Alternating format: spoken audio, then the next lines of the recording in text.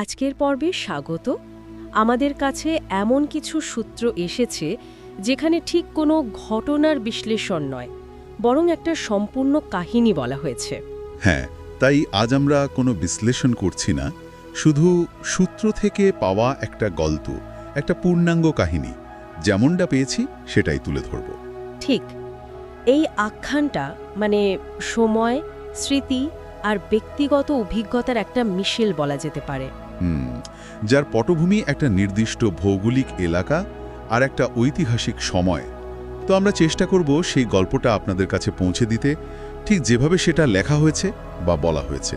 গল্পটা শুরু হচ্ছে খুব সম্প্রতি, 2021 সাল। মহালয়ের একটা সন্ধ্যা, ঝড় বৃষ্টি হচ্ছে।